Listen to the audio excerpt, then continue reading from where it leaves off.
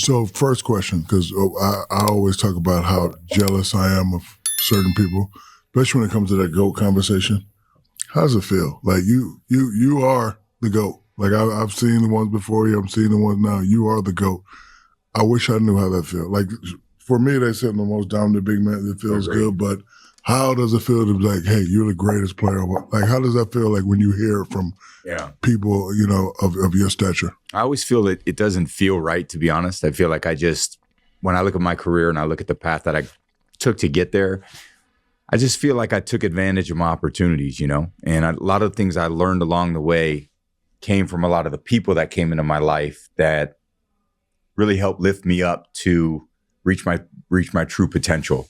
And I got to play a long time. And because I played a long time, you know, the mental part of football is so important because what we do is so much between the ears and from the shoulders up, certainly at the quarterback position. So later in my career, I just continued to accelerate when most people see kind of a sharp decline because of the way I took care of myself. And, you know, I learned from my best friend, my body coach, Alex, who took care of my body. And like, we just kept getting better and better and better. And that allowed every great person needs a great team.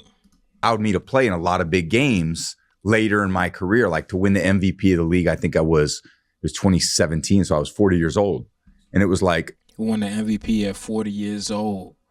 Imagine LeBron James winning the MVP right now. I think LeBron's like 40, 41. Like, that's crazy. And I just felt like, and then I go to Tampa at 43 and I throw 40 plus touchdown passes. It's just like, but the only reason I could do that was because of, again, it wasn't, I had the ability, but I was able to have people come into my life that took care of me. And just, so I don't feel like, you know, it's like a one-man thing. I feel like, no, it was everybody that was a part of my journey to go to the Patriots with Bill Belichick. His first year was my first year. Like, what a blessing to have one coach who demanded everybody be their best every day. That one season where they went undefeated and unfortunately they lost to the Giants in the Super Bowl, which I feel like is one of the greatest Super Bowls of all time. But that season, the level of dominance that the New England Patriots had, crazy. Tom Brady, Randy Moss. And I'm so upset that Randy Moss never got to win a Super Bowl because for a long time, Randy Moss was seen as the best receiver. So you got the best quarterback in the league and the best wide receiver in the league on one team dominated. Like, that was just one of the best teams of all time. And the accountability that needed to go with it. So I didn't have to be the asshole all the time. Like, I wanted us to play to a certain standard, but I had a coach who wanted the same thing. So, you know, you're trying to develop a rapport with your teammates. And like a lot of the coaches, you know, certainly when I look around, they want to be liked. So it's like, then what do I got to be the asshole? You know, because guys aren't doing their job. So I appreciated someone like Belichick who pushed everybody and then forced everyone to be their best too. And then a lot of the players that came along, they saw kind of the values of what the organization was built on. And they were like, man, we don't want to fuck this up. So I can't imagine Tom Brady being the asshole of the team because a lot of times the quarterback has to kind of be that guy a little bit, you know, the guy that's the leader of the team. And a lot of times being a leader, you got to have that, you know, you can't let nobody play with you. You got to, when you walk in the room, you got to mean business. You know, you can't be seen as just a pushover. You need that respect. But Tom Brady comes across as such a likable person that I just wonder how he was on the field. And I know he's talking about Bill Belichick. Maybe Bill Belichick was the ass. Bill Belichick gives me asshole vibes. Tom Brady doesn't. Like, Tom Brady seemed like a cool ass dude. So we got to live up to that too. And that was, you know, 23 years of playing. I had a lot of opportunities to win those championships. And we only, you know, I mean, not only 7, but 7 of 23, you know, if had I played 12 years, I don't win 7, you know? So I played a long time. That was part of my journey and so happy I got to play well later in my career. It's funny because he thanks all these people Shaq has said if he had Kareem's scoring record, he would just be walking around being like, I'm the GOAT. No, I would, definitely. Yeah. I watch definitely. young Shaq highlights definitely. and show my kids.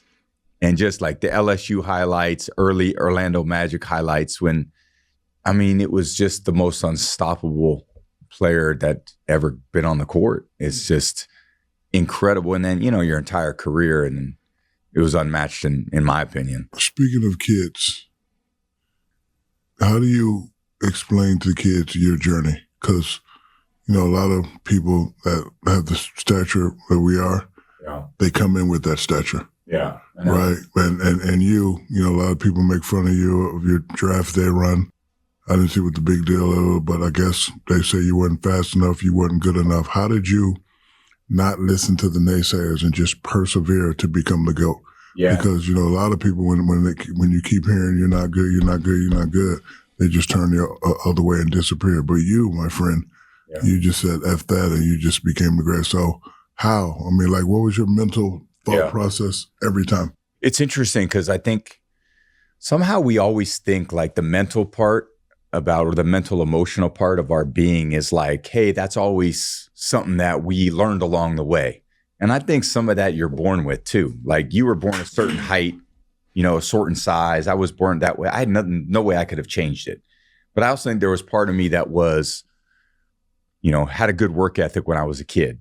I loved hard. Like, I'd play golf. My dad would take me out and play golf. I had 3 older sisters and they were, all great athletes. Were you the youngest I of was 4? the youngest of 4. Oh, so you were getting bullied the whole time. Well, I was being spoiled a little bit, but okay, so if we went out to the golf, because my dad was like, all right, let's get away from those girls. Let's go play golf. It was like, I'd hit a ball and it would be like in a tough lie in the rough. And my dad would be like, no, move the ball. Just give yourself a lie. Hit it. It's not the U.S. Open. And I was like, no, I'm playing it just like that. I wanted it to be hard. And it was just in me from the beginning. When I was in like 4th or 5th grade, my sister was going into high school and she was a good softball pitcher.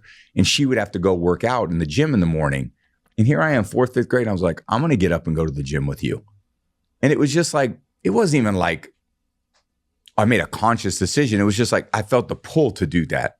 And then even when I got to college, it was like the same way. It was like, no, I don't mind working out 2-3 times. So it was just a blessing for me. And it's not like it was like, it was kind of a choice and discipline, but like I had really good discipline, but I was born that way. So it's like, I can't take credit for that. So you think you have to have it in you. You don't think you can just turn it on? Because I've been knowing you for a long time. I never known that. I just thought that you got pissed and you just turned it up. Yeah. I think it was always in there. And then over time, I think you can improve it. I think a lot of things, if you put a lot of time and effort in, you can improve 10 to 20%. I don't think you can improve 50%. Like, I don't think you can be, like, if you're a good shooter, right? Can you get better? Absolutely. If you're a bad shooter, can you become a great shooter? No. You could probably be better and you could be serviceable. But like, if you put all the time and energy into it, like 10 to 15%, like if you want to jump higher, can you go from a 26-inch vertical to a 42-inch vertical? Impossible. Maybe you can go from 26 to 30 if you work really hard at it.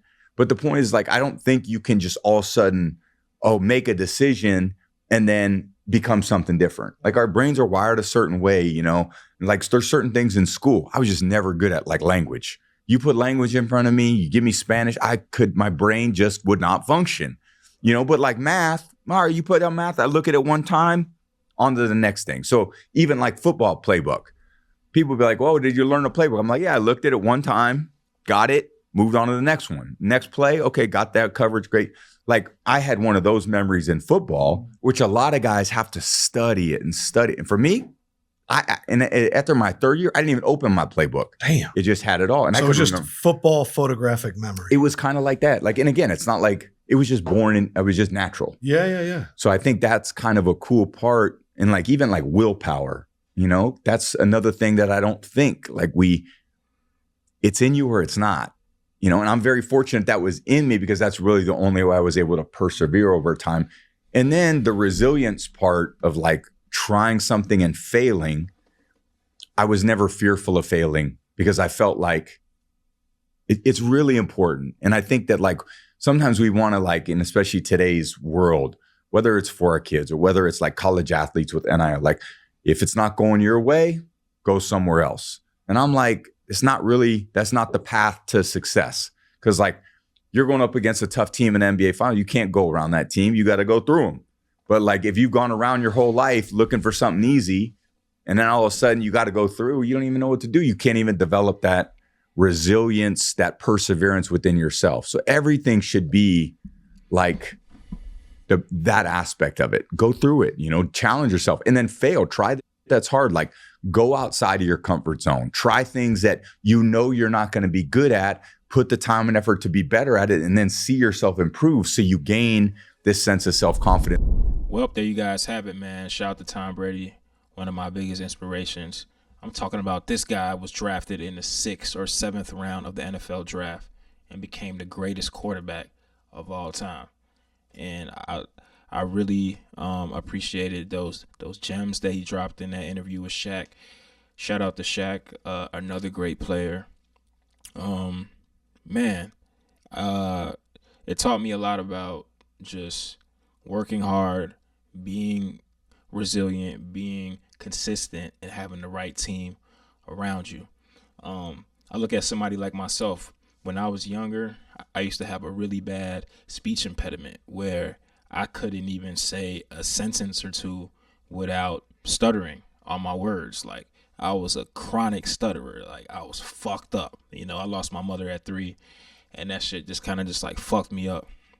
And I went from being that to becoming a rapper, but not just any mediocre rapper. I became one of the best rappers in my city. I was discovered by Cole Bennett. I got a Nike deal. I did a workshop at Harvard University. So these are some of the things I was able to accomplish by having that resilience, not taking no for an answer, and just being consistent and just keeping the dream alive. So for everybody out there that's watching this, I just want to just send all of my support, love, resilience, energy to you, to make sure that you go out there each and every single day and improve at something. And whatever you're trying to do in life, you're going to get to it, bro. Just trust the process and take it one moment at a time. That's what it is, man. It's your boy MARKO STAT. Make sure that you like this video. Make sure that you comment on this video. Make sure that you click the post notification bell and subscribe to the channel so you can get updates on everything. Till next time, stay safe out there, y'all. Love y'all, man. Peace. Swayze.